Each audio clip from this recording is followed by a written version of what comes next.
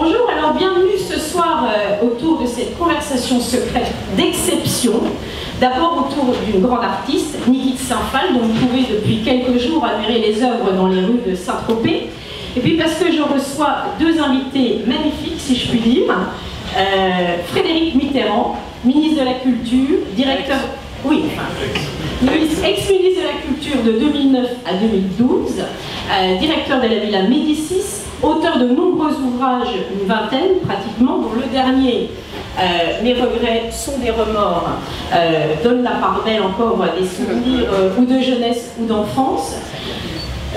Créateur de nombreuses émissions de télé, dont vous vous souvenez bien sûr, que ce soit du côté de chez Fred, avec ce charme presque, j'allais dire, désuet aujourd'hui, non mais ce charme suranné, alors peut-être est-ce mieux, mettons ce charme évanoui. Alors, en tous les cas, ce charme, dans tous les cas, cette délicatesse à la fois dans le lancement de la présentation de l'émission, très littéraire, et je vous rappelle aussi cette émission magnifique qui s'appelait Étoile, Étoile.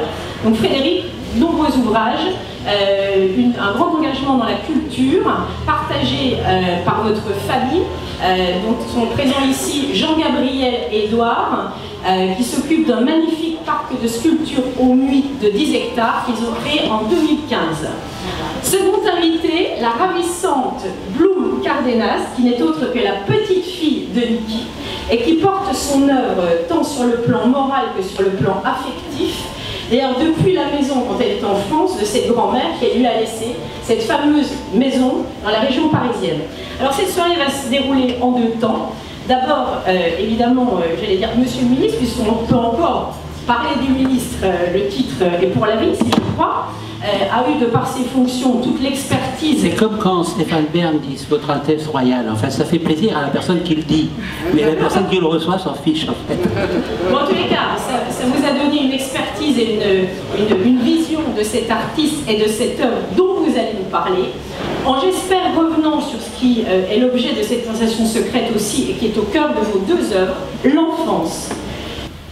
Alors si on regarde maintenant l'œuvre de Niki de Saint-Phal, cette œuvre de Niki de Saint-Phal que j'ai beaucoup mieux connue grâce à mon frère Jean-Gabriel et à son fils Édouard, et grâce au lien d'amitié que j'ai pu garder avec Bloom.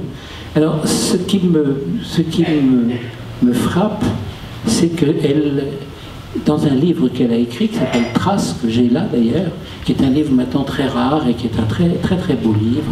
Je le montre à la caméra parce que ça vaut vraiment la peine de le voir. Il y a une autobiographie de sa part qui est très complète. Et on peut réfléchir au titre, au sens du titre. Traces, c'est-à-dire le désir chez Niki de Saint-Phal depuis le début de marquer une trace par rapport à sa famille. Une famille d'aristotes transatlantiques en quelque sorte, une des plus vieilles familles de France, et puis une famille de banquiers qui avait extrêmement bien réussi aux États-Unis, qui avait connu des revers de fortune avec le grand crack, mais qui faisait quand même partie de la upper middle class. Et donc, des aristotes transatlantiques. Alors c'est fantastique, c'est une chance formidable, mais en même temps ça peut être pesant si on veut être libre.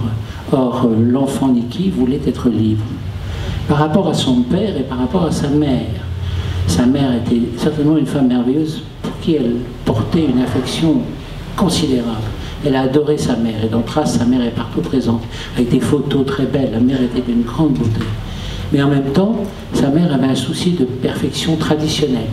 Souhaitait que sa fille ait des manières parfaites, et d'ailleurs Niki avait des manières parfaites, qu'elle soit très disciplinée, et Niki était la discipline même, jusqu'à la fin de sa vie, elle n'a pas arrêté de créer, et ça c'est des choses dont elle est redevable à l'égard de sa mère, mais en même temps elle aurait rêvé que sa fille devienne la femme d'un grand banquier américain ou d'un aristocrate français, et non pas une artiste.